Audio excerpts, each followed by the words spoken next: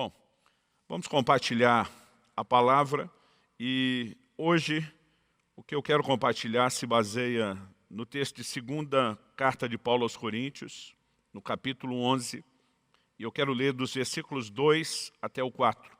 Segunda aos Coríntios, capítulo 11, versículos 2, 3 e 4, onde o apóstolo Paulo diz assim: tenho zelo por vocês com o zelo que vem de Deus, pois eu preparei vocês para apresentá-los como virgem pura a um só esposo, que é Cristo. Temo que, assim como a serpente, com a sua astúcia, enganou Eva, assim também a mente de vocês seja corrompida e se afaste da simplicidade e pureza devidas a Cristo. Pois se vem alguém que prega outro Jesus, diferente daquele que nós pregamos, ou se vocês aceitam um espírito diferente daquele que já receberam, ou um evangelho diferente do que já aceitaram, vocês toleram isso muito bem. Então aqui nós temos o apóstolo Paulo trazendo tanto a expressão do seu zelo, da sua preocupação como líder para com essa igreja, como também uma advertência da maneira como Satanás agia não só no início da história da humanidade, mas continua agindo até hoje. Ele faz aqui a referência à forma como a serpente enganou Eva. Como diz o Apocalipse, capítulo 12, Satanás é a antiga serpente. Então o que nós temos aqui, obviamente, é a possibilidade de que o cenário de engano, onde Satanás conseguiu enganar Eva e dessa forma tocar a humanidade, é que esse cenário se repita nas nossas vidas, nos nossos dias. Então a palavra que eu quero trazer hoje é uma palavra de advertência a respeito dessa artimanha maligna, e o tema da minha mensagem hoje é vencendo o engano. Na semana passada falamos sobre os danos da ignorância, o como nós podemos perder, espiritualmente falando, pela falta de conhecimento da palavra. Hoje eu quero falar para aqueles que já têm até um pouco de conhecimento e como, além de ter vencido os danos da ignorância, já ter começado a conhecer alguma coisa, como ainda precisamos entender a importância de estar atentos. Porque o engano pode se manifestar naquele que não tem conhecimento, mas no caso de Eva, nós temos a manifestação do engano num ambiente onde havia conhecimento. Satanás distorceu as palavras de orientação que Deus havia dado ao primeiro casal. E aqui a preocupação do apóstolo é legítima, quando ele diz: eu temo que assim como aconteceu com Eva, possa acontecer com vocês. Então ele não apenas nos apresenta a possibilidade de repetição do erro, como também ele está mostrando que isso ainda é parte de uma estratégia, de um estratagema maligno para tentar nos desviar do plano e do propósito de Deus. Então, com isso em mente, eu gostaria que nós pudéssemos considerar algumas coisas, né? Satanás sempre tenta, desde o início, abortar a obra divina no ser humano. E o homem foi instruído a prestar atenção, a estar atento. Em Gênesis, no capítulo 2, no versículo 15, a Bíblia diz que Deus colocou o homem no jardim com dois propósitos distintos: para o lavrar e para o guardar. A ideia de Deus colocar o homem para trabalhar, para lavrar, normalmente é mais fácil da gente entender do que a outra afirmação, que Deus o colocou ali para o guardar. Até aquele momento, falando pelo menos na perspectiva, né, dos seres humanos, Adão está sozinho, nem Eva ainda havia sido criada. Guardar o jardim do quê?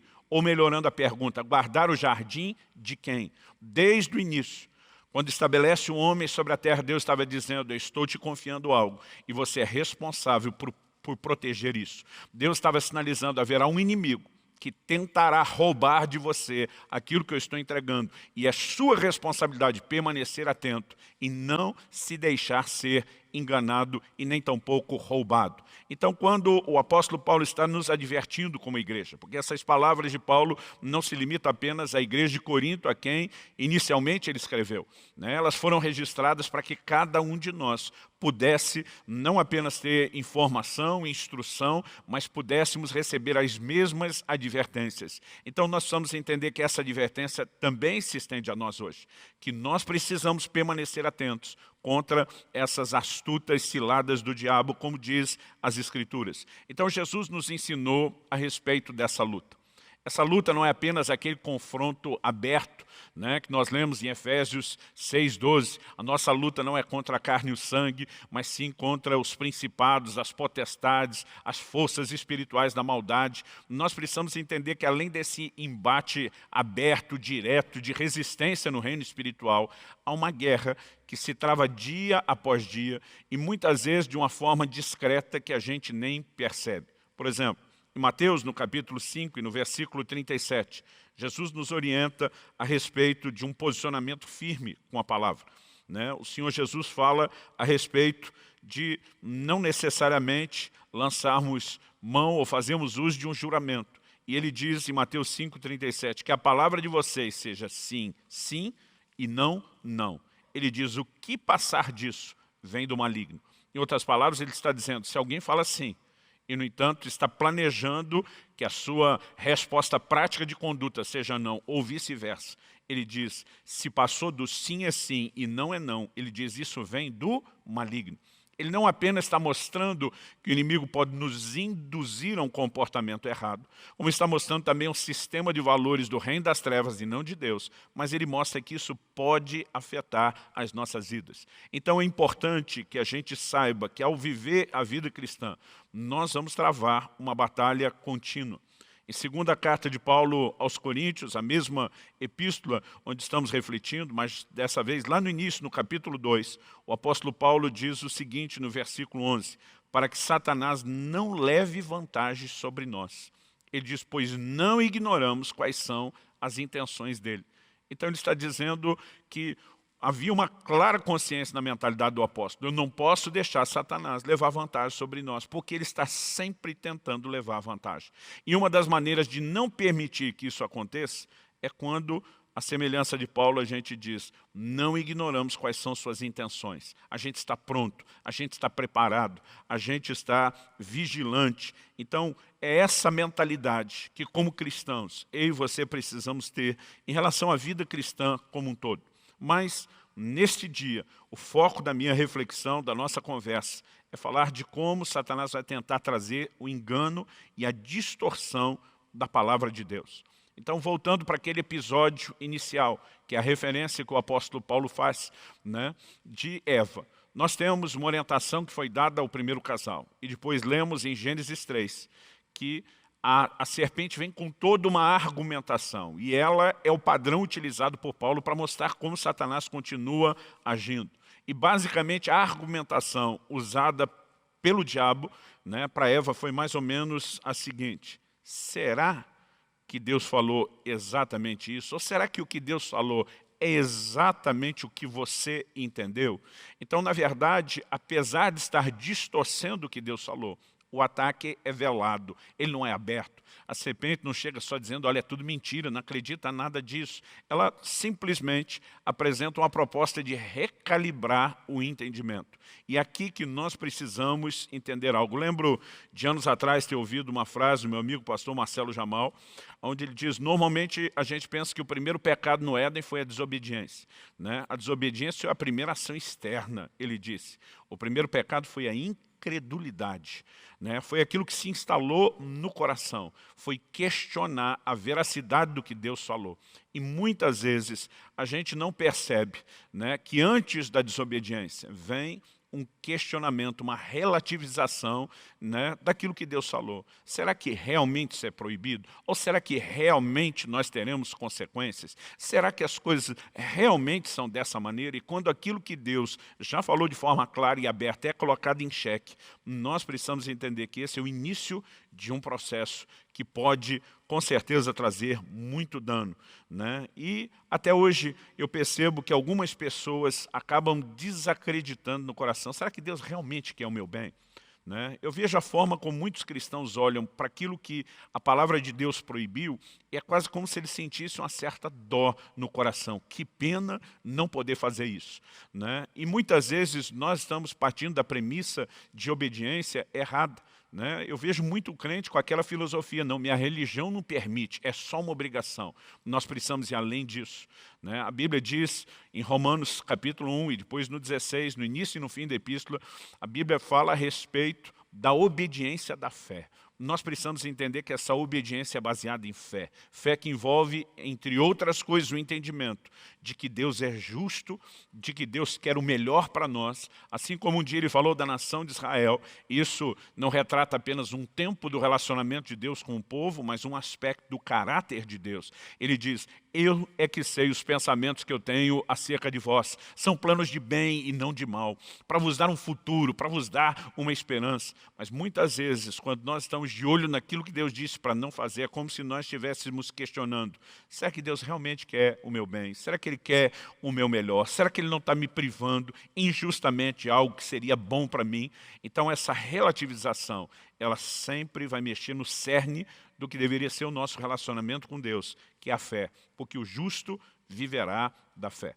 Agora, da mesma maneira que nós vemos Satanás relativizando a verdade da palavra com Eva lá no início, né, no Éden, nós também vemos o mesmo acontecendo com Jesus, a mesma tentativa. A diferença é que Eva cedeu e Jesus não. Mas a manobra maligna, ela é muito semelhante. Então, no Evangelho de Mateus, no capítulo 4, nós vemos que quando Jesus está jejuando no deserto e é tentado pelo diabo, a palavra de Deus diz assim nos versículos 5 e 6. Então o diabo levou Jesus à cidade santa, colocou-o sobre o pináculo do templo e disse, se você é o Filho de Deus, jogue-se daqui, porque está escrito, aos seus anjos ele dará ordens a teu respeito, eles o sustentarão nas suas mãos, para que você não tropece em alguma pedra. Eu acho curioso, porque eu me lembro, né, em muitas visitas desde o início do ministério, feitas a muitas casas, em muitas cidades e estados diferentes, eu lembro de ter constatado um padrão de comportamento supersticioso que se repete muito, pelo menos anos atrás se repetia bem mais, né, no brasileiro. É gente que em casa deixava a Bíblia aberta no Salmo 91, como se fosse uma espécie de proteção, né? Imaginando que talvez o diabo veria aquelas promessas de proteção e teria medo e correria daquilo. Isso é uma grande bobagem, porque na tentação de Jesus, o diabo cita o Salmo 91, ele sabe de cor, ele conhece muito bem, né? O que vai manter o diabo longe não são as palavras que estão escritas lá, é o nosso relacionamento, ou o nosso posicionamento em relação àquilo que foi dito a nosso respeito. Então, olha o plano maligno, ele vem citando, olha, está escrito, os seus anjos vão receber ordem para te guardar. Então pode pular daqui de cima. Eu gosto da resposta de Jesus, que no verso 7 diz, também está escrito. Esse também está escrito nos mostra que a verdade da palavra de Deus, ela está no todo. Nós muitas vezes deixamos de prestar atenção num detalhe importante, que a maioria das heresias, dos enganos, né, das falsas doutrinas, religiões, todas elas nasceram a partir, né, de verdades da palavra de Deus, que obviamente foram distorcidas, foram tiradas de um contexto, foram isoladas do seu todo. E muitas vezes eu vejo pessoas dizendo, não, mas ele citou um versículo bíblico.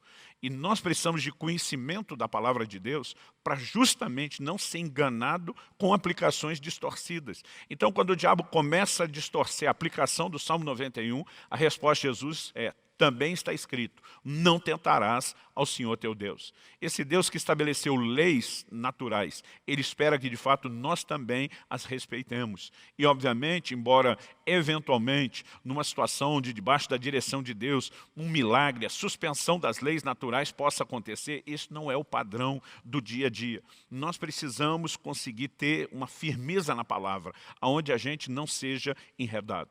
Imagine, né, que Adão e Eva tinham o suficiente para, diante da argumentação da serpente, bater o pé e dizer, não é bem assim.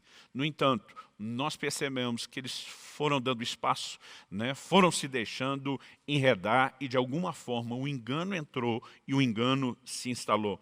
Ao longo de quase 27 anos de ministério pastoral, né? Fora os anos que já estava pregando a palavra de Deus antes de ir para o ministério pastoral, então são quase 30 anos já pregando a palavra de Deus. Eu tenho visto muita gente que, infelizmente, ao longo do caminho, se deixou vencer pelo engano. Não apenas gente que um dia acorda e diz, não quero mais saber de Deus, mas gente que o diabo foi afastando com argumentações, né, mescladas de muito engano, distorcendo a verdade da palavra de Deus. Infelizmente, eles foram se perdendo ao longo do caminho. Em Mateus, no capítulo 13, no versículo 19, nós vemos Jesus, ao explicar a parábola do semeador, dizendo que aquela semente caiu à beira do caminho, e a Bíblia diz que as aves vieram e comeram aquela semente, né? Ele mostra que o significado é o seguinte: as aves são os demônios, a semente é a palavra de Deus. Significa o quê? Que o reino das trevas, o reino de Satanás, até hoje, trabalha focado numa missão: roubar a palavra. Você não pode roubar a palavra no sentido de nos manter em total ignorância. Ele vai tentar roubar o entendimento, ele vai tentar roubar a convicção, o alicerce que nós temos nisso. Então, essa disputa é antiga, ela remonta aos primórdios da humanidade. Ela vem se mostrando um ciclo que se repete ao longo do tempo. Aconteceu com Jesus, o apóstolo Paulo está dizendo: eu me preocupo que aconteça com vocês. Então nós não podemos simplesmente acreditar que podemos viver a vida cristã de forma ingênua, sem o entendimento de que estamos no meio de uma guerra, no meio de uma batalha, e que ainda é responsabilidade nossa, assim como foi dada ao primeiro homem, vigiar, né? Guardar aquilo que Deus tem nos dado.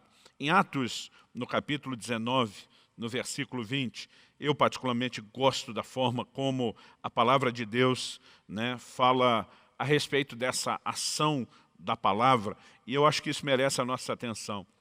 O apóstolo Paulo estava na cidade de Éfeso pregando.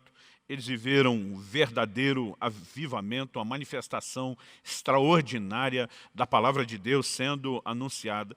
E o verso 20 diz assim: assim a palavra do Senhor crescia e prevalecia poderosamente. Né? O que a palavra de Deus crescer? Aqui ele não está falando sobre volume. Né? Ele também não está usando o termo apenas que a palavra de Deus se espalhava. Então, se ela não aumenta em volume, e se aquilo que foi falado se limita a um lugar geográfico específico, né? Houve um impacto em toda a cidade. Ele não está falando nem de espalhar para mais pessoas e ela não aumenta em volume. O que significa isso?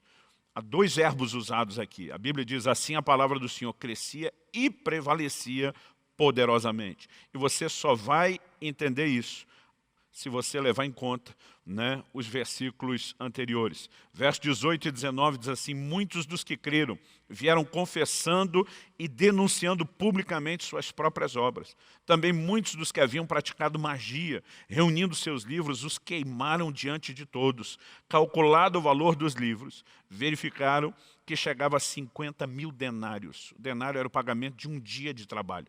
Né? A Bíblia está falando aqui de 50 mil denários. Era uma alta soma, mas aquele povo se desfez dessas coisas. Por quê? Porque a palavra de Deus gerou tamanha convicção. O arrependimento foi tão forte. Né? Eles, de fato, se posicionaram pela palavra. E aqui nós vemos o quadro oposto. Deus eliminando o engano da vida deles através da revelação da palavra. Muitas vezes o que o crente ignora é que depois dele ter a revelação da palavra, o diabo tentará o caminho oposto, eliminar a palavra através de inserir o engano. Quando a Bíblia diz, né, que a palavra do Senhor crescia e prevalecia, ela está nos dando essa informação de que quando a palavra prevalece, o inimigo perde. Mas também tem o outro lado, vice-versa. Né? Se o inimigo prevalece, a palavra perde, porque nunca os dois terão a capacidade de ocupar com sucesso o mesmo espaço de influência. Então, se a nossa mentalidade for de que estamos em guerra, né, precisamos nos preparar para ela. Dizer, como o apóstolo Paulo disse, nós não ignoramos os seus intentos. Então, não vamos viver a vida cristã de forma ingênua. Atos capítulo 5, versículo 4, nos mostra o apóstolo Pedro questionando Ananias: por que encheu Satanás seu coração para que mentisse ao Espírito Santo? Ele está dizendo: meu amigo, você estava debaixo de uma ação de Deus, você estava debaixo de uma operação divina, o Espírito Santo falando ao seu coração. Por que você deixou Satanás encher o coração e abortar aquilo que o Espírito Santo tinha começado? São exemplos suficientes para que o nosso coração tenha temor e para que a gente não brinque com isso. Na primeira carta de Paulo a Timóteo, o apóstolo adverte não apenas seu discípulo, a advertência se estende a todos nós. Ele diz: ora, o Espírito afirma expressamente que nos últimos tempos alguns apostatarão da fé por obedecerem a espíritos enganadores e a ensinos de demônios. É muito séria essa declaração. Gente apostatando da fé por obedecer espíritos enganadores e ensinos de demônios. Então, essa advertência não seria dada para mim e para você se o risco não existisse. Agora, obviamente, né, Deus não está falando de gente desviando da fé porque um demônio apareceu pessoalmente para instruí-lo, mas por meio do engano. É só você ler o versículo seguinte, a partir do versículo 2, e você vai ver que os espíritos enganadores, né, e esses ensinos de demônios ou doutrinas demoníacas se manifestam através de pessoas. Ele diz, pela hipocrisia daqueles que falam mentiras, têm a consciência cauterizada. Aqui ele está falando de seres humanos propagando a outros seres humanos uma doutrina que não é fundamentada na palavra de Deus, mas é inspirada por demônios. Em 2 Timóteo, no capítulo 4 e no versículo 4, nós também temos uma outra advertência que mostra que no tempo do fim, nós não apenas lidaríamos com essa questão de gente apostatando por conta desse ensino de demônios, mas a Bíblia diz assim, eles se recusarão a dar ouvidos à verdade, entregando-se a fábulas.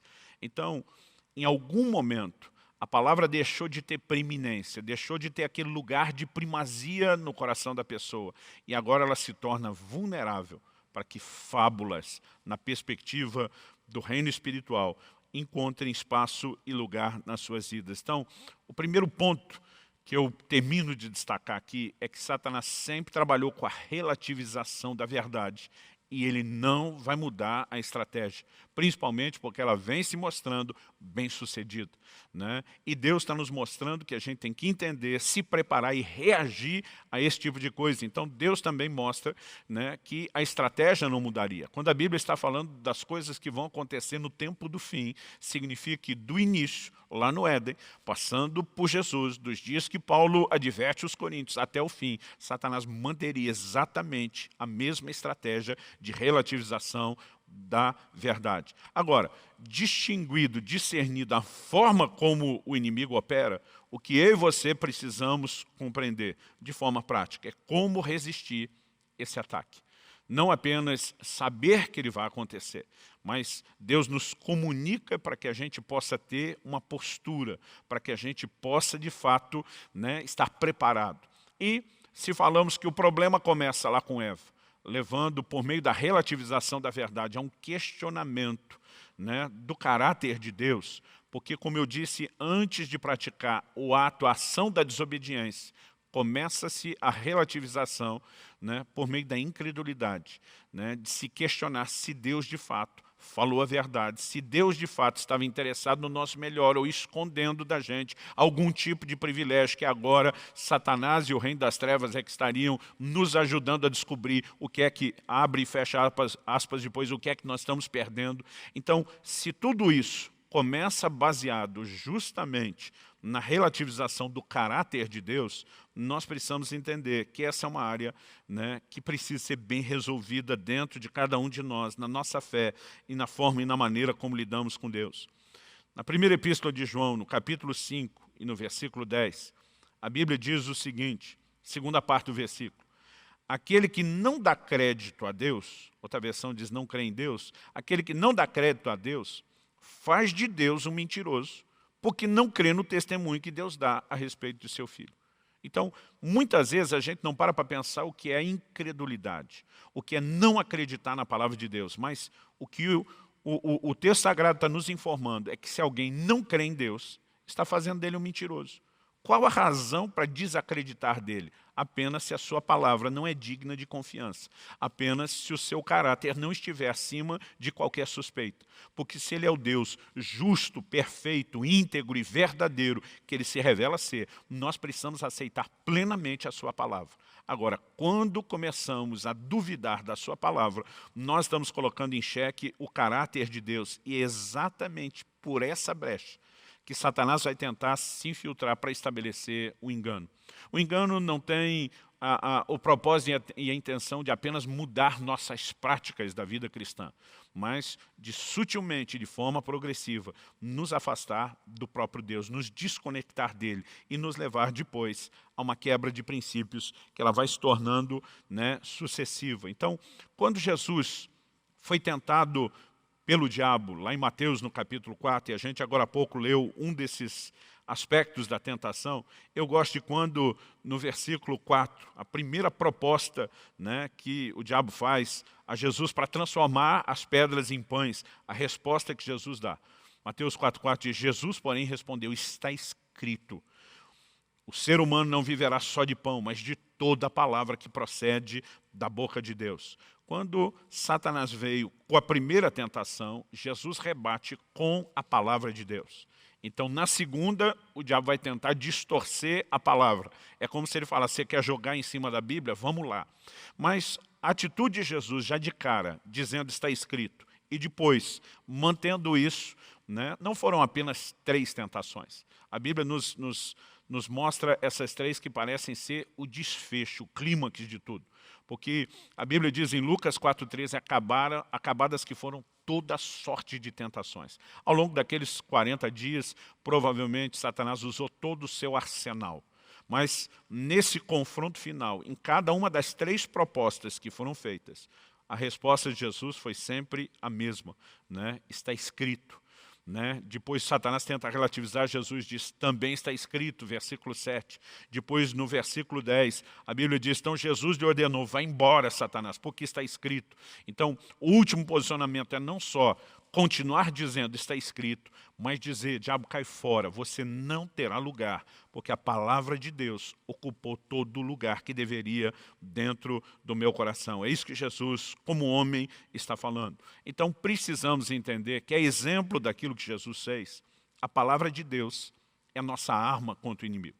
Ela não é apenas aquilo que o inimigo quer tentar roubar de nós, mas é aquilo que eu e você precisamos para nos defender, né, do inimigo, na verdade, para contra-atacar. Porque a palavra de Deus não é apenas uma arma de defesa, ela é uma arma de ataque.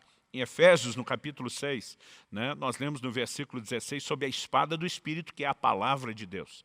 E toda aquela armadura, que é um conjunto de armas, ela é, na sua grande maioria, né, um conjunto de armas de proteção, capacete, escudo, couraça. Né? Agora, a única arma clara, evidente, usada ali para o ataque, é a palavra de Deus. E a Bíblia está dizendo que nessa batalha, que não é contra a carne e o sangue, contra o reino espiritual, eu e você temos uma arma a ser usada.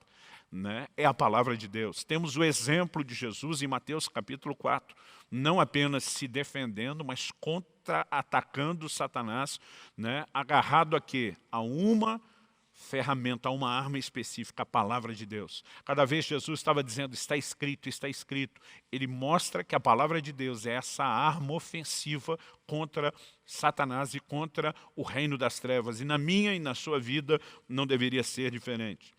Em 1 de João, no capítulo 2, primeira epístola de João, capítulo 2, versículo 14, a palavra de Deus diz assim, filhinhos, escrevi a vocês porque conhecem o Pai. Pais, escrevi a vocês porque conhecem aquele que existe desde o princípio. Jovens, escrevi a vocês porque são fortes. E a palavra de Deus permanece em vocês. E vocês já venceram o maligno. Olha a relação. A palavra de Deus permanece em vocês. E, portanto, vocês já venceram o maligno. Quando ele diz, eu escrevi a vocês porque vocês são fortes, ele não está falando mero e simplesmente da força física da juventude. Até porque aqui as expressões filhinhos, pais, jovens, ela tem mais a ver com o estágio da fé em que cada um se encontra.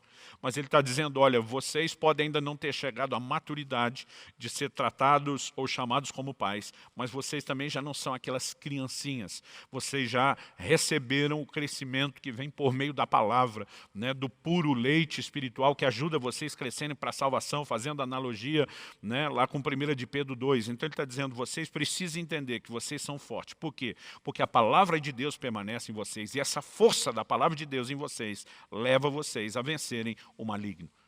É fato que a palavra de Deus é arma para que a gente resista, vença e prevaleça sobre o inimigo. Em Apocalipse, no capítulo 2 e no versículo 16, nós temos uma outra informação que nos ajuda a consolidar essa visão. O Senhor diz assim, portanto, arrependa-se, senão irei até aí sem demora e lutarei contra eles com a espada da minha boca. Aqui é o próprio Jesus falando, com a espada da minha boca. No final do Apocalipse nós vamos ver de novo que da sua boca sai uma espada afiada, e isso é apresentado no contexto em que Jesus vai lutar contra os seus inimigos. Mas aqui ele está falando de lutar contra o engano dentro da igreja. Se você ler o versículo anterior de Apocalipse 2,15, né, o Senhor diz, além disso estão também aí em seu meio os que seguem a doutrina dos nicolaítas. Deus está dizendo que tem uma doutrina estranha, tem engano. Então ele diz, eu vou lutar com a espada que sai da minha boca. O que é espada? A mesma mencionada em Efésios 6,16, a espada do Espírito, que é a palavra de Deus. Interessante que o apóstolo Paulo escreve a Timóteo, né? E ele fala sobre o obreiro aprovado que maneja bem a palavra da verdade. O termo manejar, né, não está falando de se usar com a mão a Bíblia, até porque naquela época, né, a versão escrita que eles tinham eram pergaminhos que nem todos tinham acesso e nem carregavam por aí.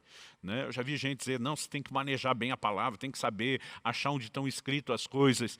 Isso, na verdade, era uma analogia, assim como um bom soldado manejava bem a espada, a Bíblia está dizendo que eu e você temos que manejar bem a palavra. Então, de vez em quando, Deus está colocando a palavra na mão e a espada na boca. As duas figuras convergem num lugar só. A nossa guerra é travada contra o reino das trevas por meio do nosso envolvimento com a palavra de Deus. É por isso que eu e você precisamos de conhecimento bíblico.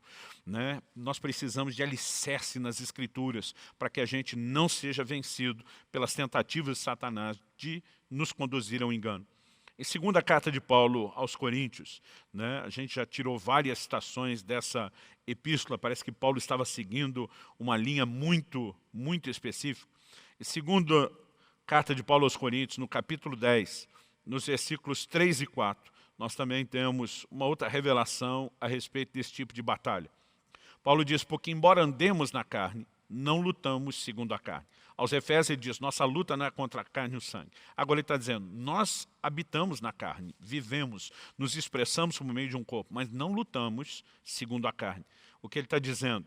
Verso 4, porque as armas da nossa luta não são carnais, mas poderosas em Deus para destruir fortalezas. Então ele está dizendo, nessa batalha, já que ela não é contra a carne e o sangue, ainda que nós estejamos lutando na carne, não estamos lutando, né, com carne do outro lado, nossas armas são espirituais.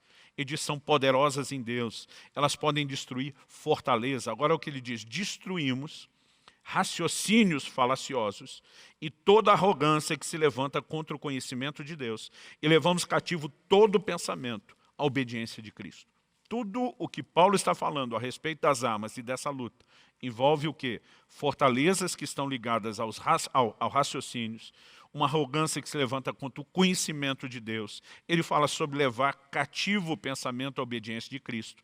Né? E aqui ele não está dizendo que Deus escraviza a forma de alguém de pensar, mas é como se ele falasse que numa batalha, se o pensamento está tentando ser levado cativo para o outro lado, nós lutamos e trazemos o pensamento cativo para o lado de cá. Não significa tomar cativo a mente e o pensamento das outras pessoas, mas principalmente proteger a nós, por meio dessa consciência da palavra, dizendo, vou andar na obediência de Cristo. Quando nós começamos a entender essas coisas, eu acredito que fica muito evidente que a forma de resistir a esse ataque é por meio de um alicerce claro na palavra de Deus, que cada um de nós precisa ter. Em Tiago, no capítulo 3, nós lemos mais uma vez a respeito de como pode haver uma influência maligna, mesmo na vida daqueles que estão servindo a Deus e professando a fé.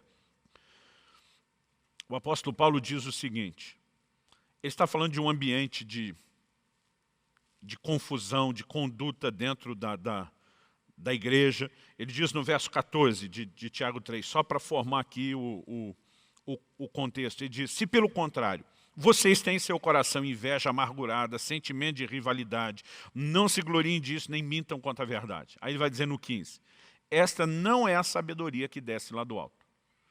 Se não é a sabedoria que desce do alto de Deus, o que é? Ele diz assim, pelo contrário, ela é terrena, animal e demoníaca.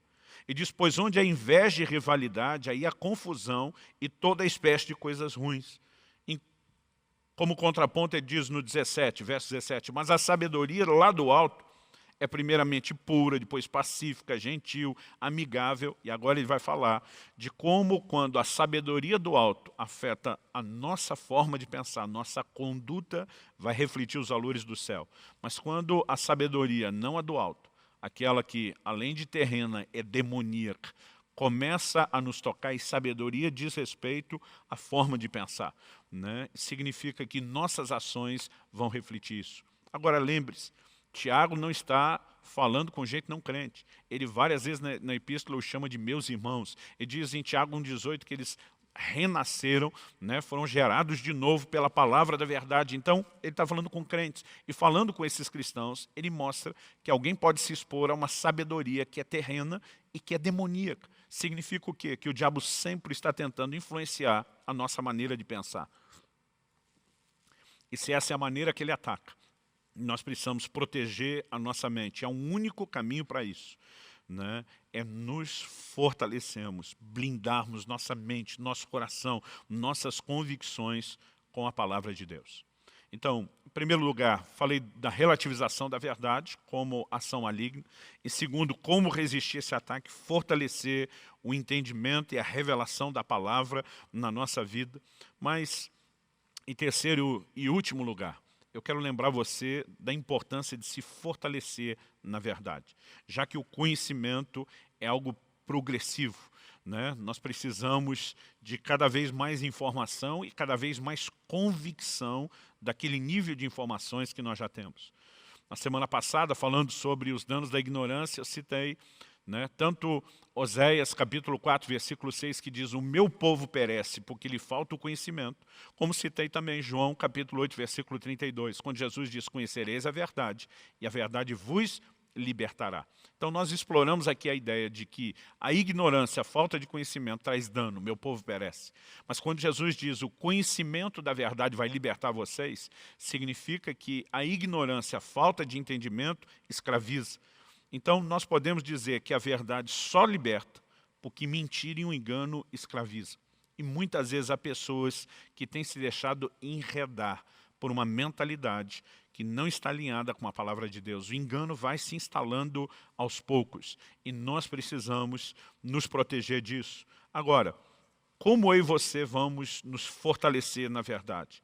Hebreus capítulo 5 nos ensina algo importante. Acredito que maturidade é algo muito essencial na caminhada cristã e, embora a maturidade não se alcance sem tempo, eu tenho ensinado bastante sobre maturidade nos últimos anos, embora a maturidade não se alcance sem tempo, porque Deus trabalha com processos e esses processos envolvem tempo, nós precisamos também entender que, por outro lado, só o tempo não garante o processo de amadurecimento. Em Hebreus, no capítulo 5, versículo 12, a Bíblia diz assim: pois quando já deviam ser mestres, levando em conta o tempo decorrido, vocês têm novamente necessidade de que alguém lhes ensine quais são os princípios elementares dos oráculos de Deus. Em outras palavras, o texto está dizendo, quando vocês tinham que ser mestre ensinando, vocês têm que voltar àquelas primeiras aulas do beabá da fé. Então, depois de falar isso, ele termina dizendo o seguinte: passaram a ter necessidade de leite e não de alimento sólido. Aqui ele está localizando o nível de maturidade de vocês são crianças, né? Paulo, escrevendo aos Coríntios, diz lá no capítulo 3, né, que o alimento sólido é para os adultos, mas o leite é para as crianças. E aqui essa mesma linguagem é usada. Ele diz no versículo 13, ora, todo aquele que se alimenta de leite é inexperiente na palavra da justiça, porque é criança. Mas o alimento sólido, verso 14, é para os adultos, para aqueles que pela prática têm as suas faculdades exercitadas para discernir não somente o bem, mas também o mal. Então aqui vamos entender algo assim como a criança.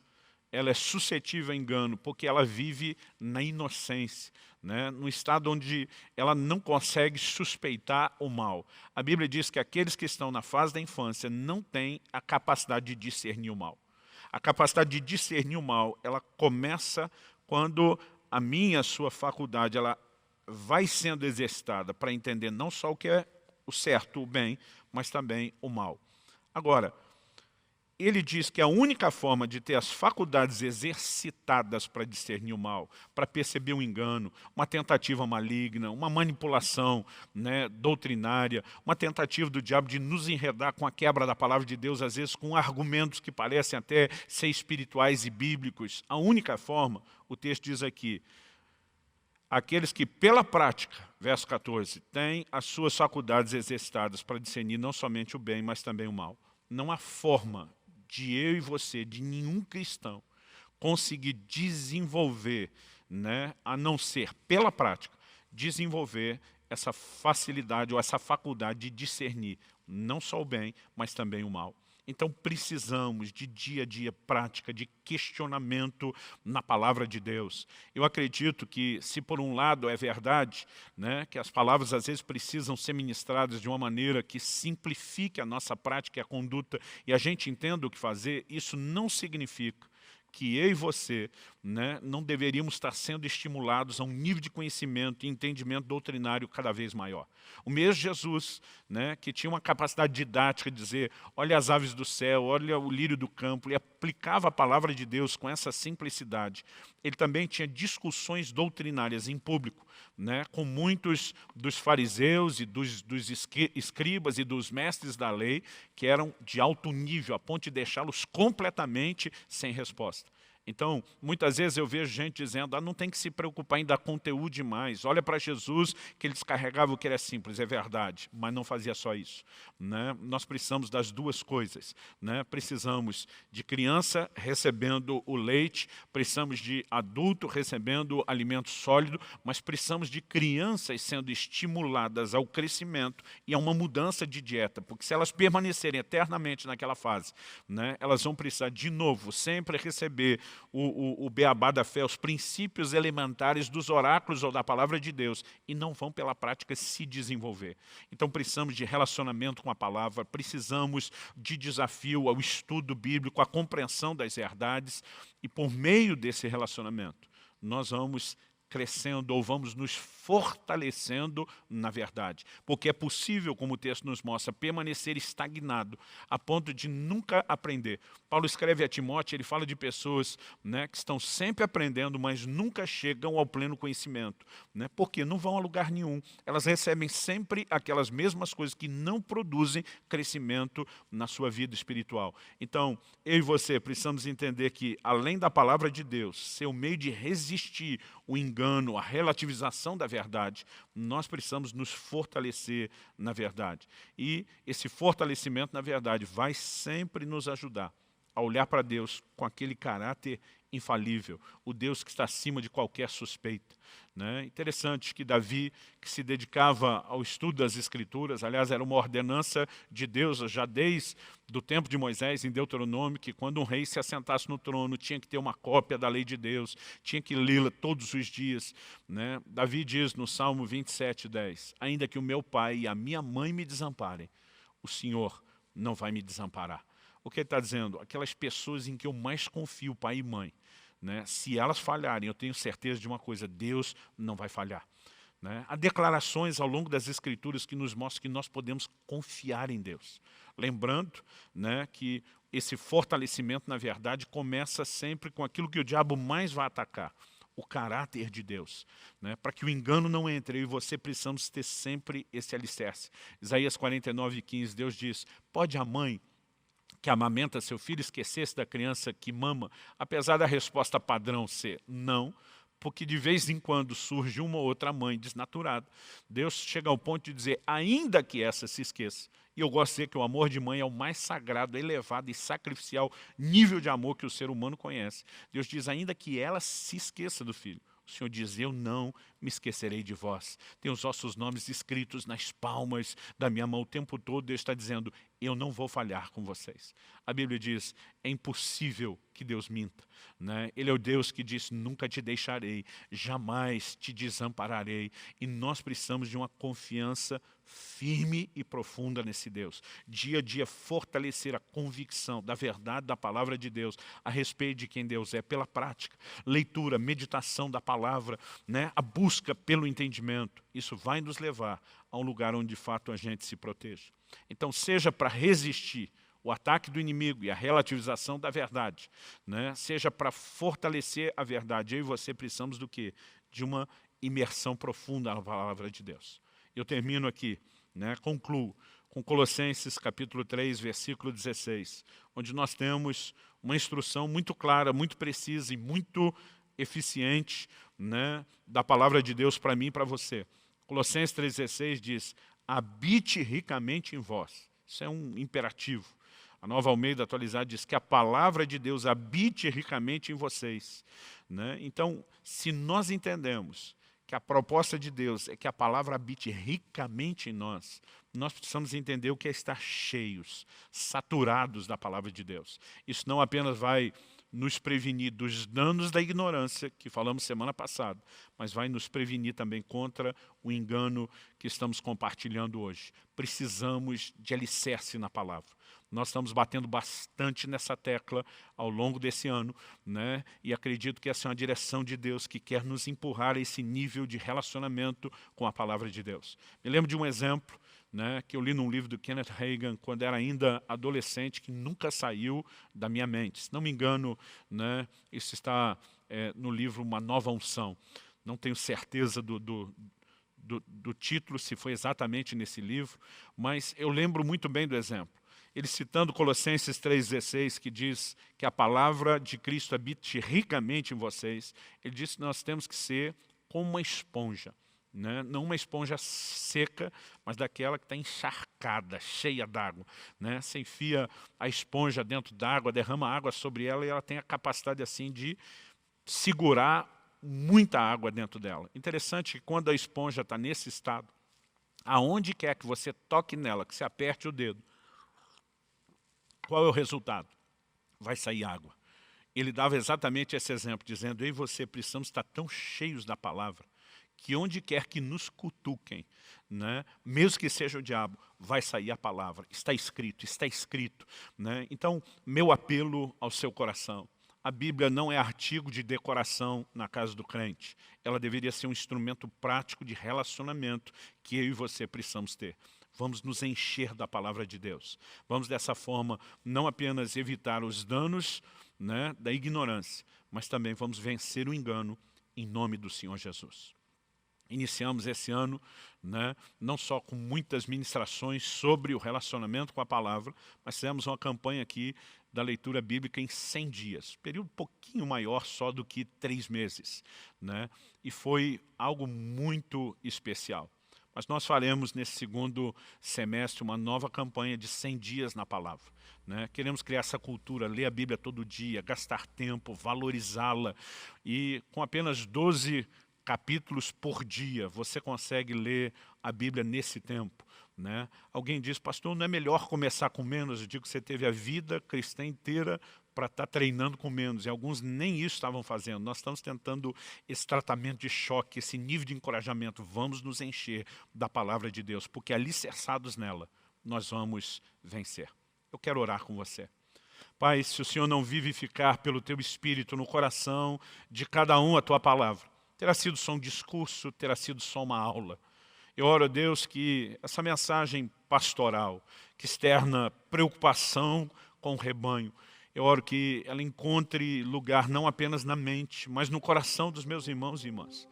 Eu oro que o Senhor promova, de fato, um despertamento, que a gente possa viver nesse estado, né, de alerta contínuo, sabendo que estamos no meio de uma guerra, sabendo que o inimigo quer roubar aquilo que Deus tem nos confiado, e que isso acontece por meio da relativização da palavra. Então nós queremos, ó Deus, ter uma postura não semelhante à de Eva, que baixou a guarda bem depressa, mas uma postura semelhante à de Cristo, o tempo todo firmado nas Escrituras, resistindo toda a tentativa do inimigo. Oro por graça e favor sobre a vida de cada um. Oro por despertamento que vem do céu, mas oro também pela postura e o posicionamento de resposta de cada um dos meus irmãos, para que nenhum deles seja vencido pelo engano. Pelo contrário, que eles possam vencer o engano, alicerçados na Tua palavra. Eu oro em nome do Senhor Jesus. Em nome de Jesus.